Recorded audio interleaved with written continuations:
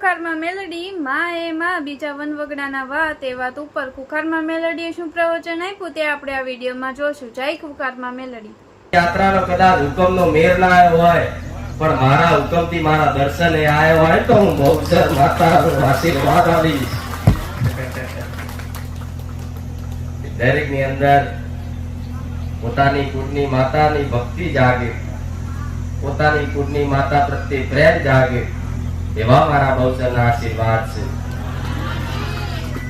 માં વગર બધા અધૂરા છે, કુળદેવી વગર બધા અધૂરા છે. આજ રાત દાડો તમારી કુળદેવીનું નામ મુખે લાવતા હોય ને તો તમારી કુળદેવી મારા જેમ રાજી રહેશે. હું બહુચર આવું. જો કદાચ થોડા ઘણા જીવનમાં મારા શબ્દોનો અમલ કરી જોયા, થોડા ઘણા મારા ઉપદેશ તમારા જીવનમાં ઉતારી દીધા તો મારા જેમ હરખી તમારી માતા ના કરું તો હું સોલંકી પીઠીની હું મેળવી નહીં.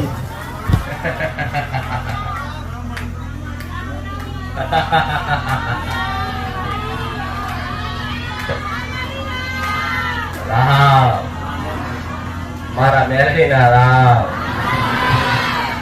હું સોલંકી પીઠીની બહુચરના ખાતાની ઉગતા પોરની મેલડી,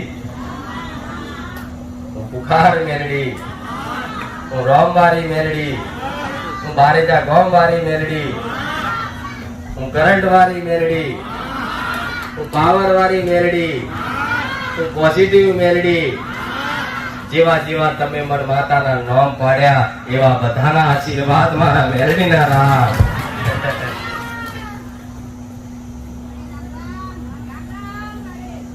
કોઈ હસીલી કીધી, કોઈ અરખીલી કીધી, પણ જેને જેવા અનુભવ થયા એવા પોતપોતાના મનથી મન માતાને ન પાડ્યા છતાંય હું સોલંકી પીઢીની મેરડી, હું એક ને એક છું. આવું કહું છું માતા.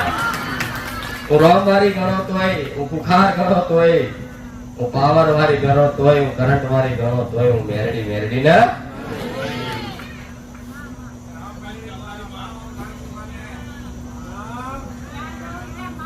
આવા લાડ, આવી ભક્તિ, આવો વેદ મારા મેરડીના નામથી જો લાગ્યો છે ને તો ઘડીકમાં નોંધારા નહીં કરવા તો આવું.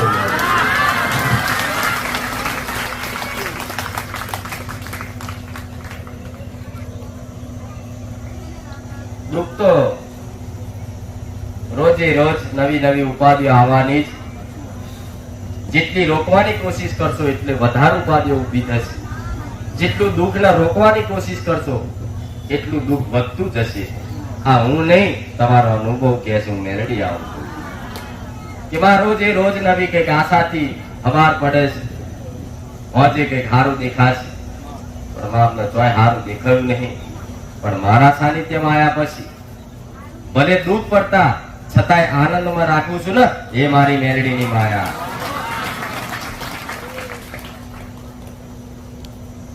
સુખ દુઃખ કર્મોની વાતો છે. જેવા જેને કર્મ કર્યા હોય એ કર્મ અનુસાર સુખ ભોગવતા હોય, કોઈએ ખરાબ કર્મ કર્યા હોય તો ખરાબ કર્મ અનુસાર તમે દુઃખ ભોગવતા હોય. પણ આ કર્મનો હિસાબ, સુખ દુઃખનો હિસાબ બધો મારી જોડે પડ્યો છે. કોણે જેટલા હારા કર્મ કર્યા છે, કોણે જેટલા ખોટા કર્મ કર્યા છે, બધું મારા ખાતામાં પડ્યું. હું મેલડી આવું બોલું. શોખ મારી મમતા રાખીએ છીએ, શોખ મને માતાને યાદ કરીએ છીએ, શોખ મને પ્રાર્થના કરીએ છીએ. કાંઈ તમારી અંદર થોડું ઘણું પુણ્ય પડ્યું હશે ને તો એ પુણ્યનું પાછું ભેગું કરીને મારા રોમ જોડી દઈશ. હું મેલડી આવું. 5% પુણ્ય હોય, કોઈ પુણ્યશાળી વ્યક્તિ 5% દાન પૂર્ણ કર્યું હોય, 5% ધર્મ જાળવ્યું હોય તો આજ કઈક ના પેઢીઓમાં માતાઓ બોલતી બંધ થઈ જાય, કૃપા કરતી બંધ થઈ જાય, જવાબ કરતી બંધ થઈ જાય. એ બધી માતાઓ ગુના કરી કરી વસ્તી જેટલાય વર્ષોથી વર્ષો સુધી ગુના કરી કરી આજ પોતાની માતાની છત્રછાયાથી દૂર થયેલા મારા દુખિયારા હું મેરડી આવું કહું. પણ હું માતા એવું કહું છું, તમારી માતાઓનું માતા હું મેલડી એવું કહીશ કે લાખો ગુના કર્યા તારી વસ્તીએ, કરોડો પાપ કર્યા તારી વસ્તીએ, પણ એકવાર કચેરી ખોલે લઈ લેજે, હું મેલડી આવું બોલું.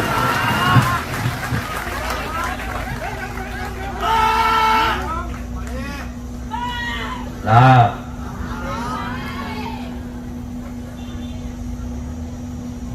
આવી કરંટ વાળી માતાઓ સ્વીચ પાડો તરત ચાલુ. આમ હૃદયમાં તો 24 કલાક જેનો ફોટો રહેતો હોય એનું કોને નામ પડતા અંદરથી ઉમળકો પેદા થાય, હું આવું મેરડી આવું. તો તમારા વતી તમારી માતાને એ કહીશ કે લાખો કરોડો ગુના કર્યા, ભૂલી જા, છોડી દે, માફ કરી દે.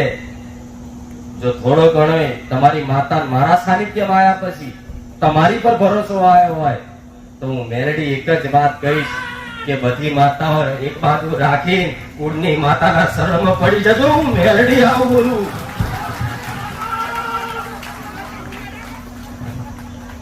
માં એ માં, બીજા વગડાના વા.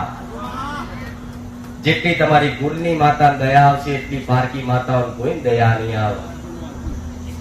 જેટલો તમારો કુળનો દીવો તમારી પર દયા કરતો હશે એટલી મારા જેવી તમારા માટે હું પારકી છું. મારા જેવી પારકી માતાઓ તમારું ભલું ના કરી શકે, પણ છતાંય પારકી થઈને તે પોતાના કરી રાખતી હોય તો આ મારી માયા છે, હું મેરડી આવું છું.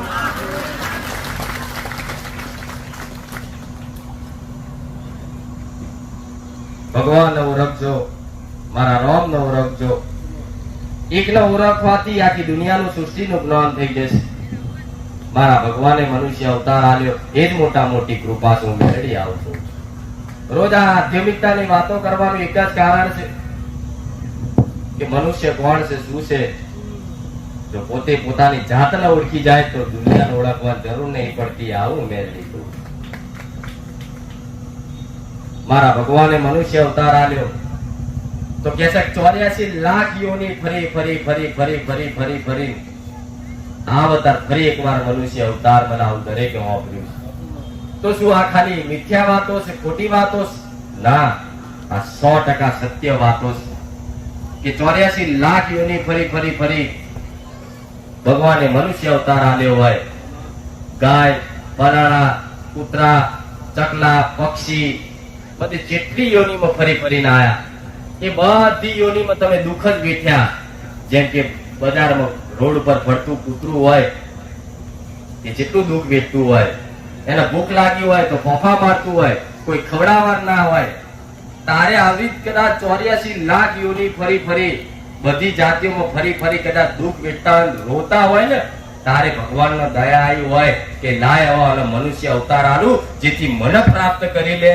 મનુષ્ય અવતાર કદાચ મારા રોમે આલ્યો હોય તો આભાર મારા રોમ નો માનજો કે ભગવાન મનુષ્ય અવતાર આલ્યો. એમાં કદાચ ભર જવાનીમાં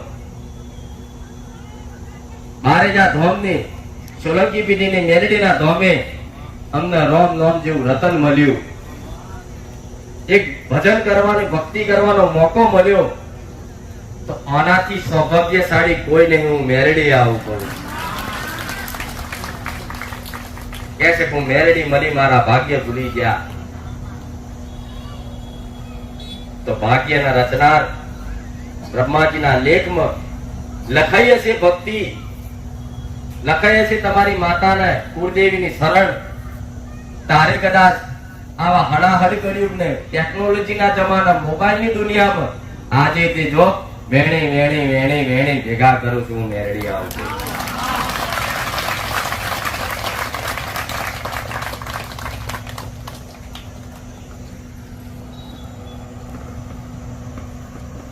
મનુષ્ય જાતિ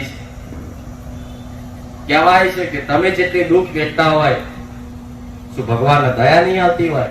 શું માતા દયા નહીં આવતી હોય? બધી માતાઓ, બધા ભગવાન મારા રામ ને ખૂબ દયા આવતી હોય કે પીડાય છે, દુઃખી થાય છે, મને રોજ પ્રાર્થના કરે છે, છતાંય તમારી ઘરની માતા મારો રામ તમારા દુઃખ મટાડવા મજબૂર થતો હોય તો તોથી વિચાર કરજો કે અમારે એવા જેવા ગુનાહ છે, અમારા જેવા એવા કર્મ છે કે આજ માતા કોઈ હોમું જોવા તૈયાર નહીં, હું મેલડી આવું છું.